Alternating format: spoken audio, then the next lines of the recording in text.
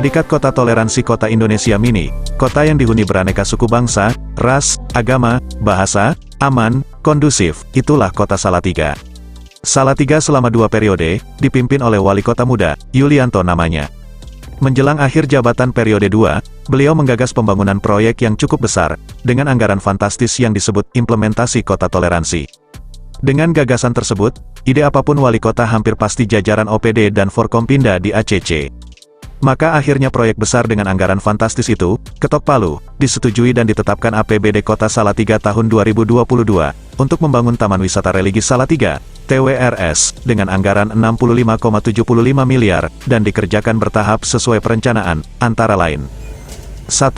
Pintu gerbang keluar masuk, parkir, dan gapura. 2.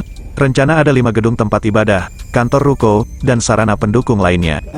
Keterangan dari Sekdin PUPR Kota Salatiga, Syadani Odang Prastowo, kepada awak media mengatakan, bahwa tahap pertama pembangunan pintu keluar masuk parkir gapura, langsung dikerjakan pertengahan tahun 2022, dengan anggaran 3,04 miliar.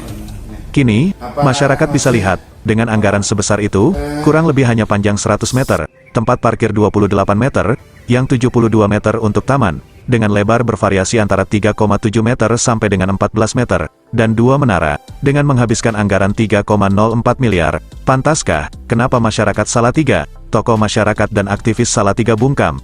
Ada apa? Padahal itu adalah uang rakyat. Tim Monitoring PKP Jawa Tengah dan Daerah Istimewa Yogyakarta, melaporkan. Selamat siang, Pak. Oh, selamat siang. Monggo Mas, monggo teman-teman Pak, silakan duduk, silakan. Ya, gimana? Ada apa, Mas?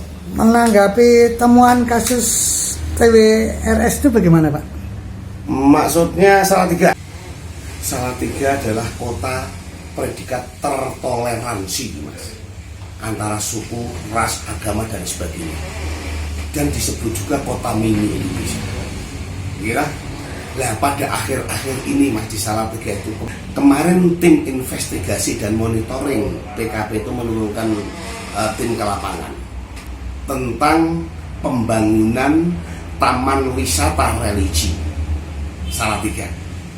Kira? Nah, Taman Religi Salatiga itu memang hasil keputusan daripada pemerintah daerah sesuai anggaran tahun 2022. Itu memang menggunakan anggaran yang cukup fantastis itu, Mas.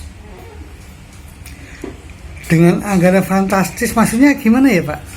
Oh gini, fantastis itu anggaran fantastis maksudnya itu dalam pembangunan itu mengimplementasikan kota Salatiga dengan suasana di kota Salatiga tadi, membangun satu taman wisata religi dengan anggaran kurang lebih sekitar 65 miliar. Itu diatur 2 tahap. Sekarang tahap pertama sudah selesai. Itu pintu gerbangnya, itu pintu masuknya, dan tempat parkir dan taman. Itu sudah selesai. Dan tahap pertama itu pakai anggaran 3 miliar lebih. Nah, makanya tim sedang mengadakan satu klarifikasi dengan pemerintah daerah dan pengguna anggaran. Terus kasus ini mau dibawa kemana, Pak ya? Kalau sampai terjadi itu nanti ada pelanggaran hukum, otomatis pencegahan korupsi dan pungutan liar akan membuat satu surat aduan. Tapi tidak serta-merta seperti itu, kita harus klarifikasi dulu dong, Mas. Gitu? Klarifikasi setelah temuan itu kita klarifikasi. Apa tanggapannya? Nah, dengan anggaran itu hanya menjadikan satu bangunan seperti itu, apa pantas?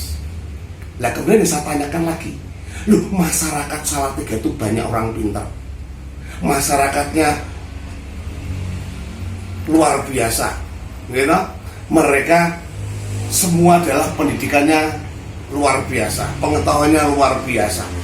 Kemudian teman-teman yang dari media, kemudian dari tokoh masyarakat, kemudian dari aktivis, kenapa kok pada diam? Melihat seperti itu, harusnya tahu mereka dong. Teriak dong, tanya dong. Itu uang rakyat dong. Hah?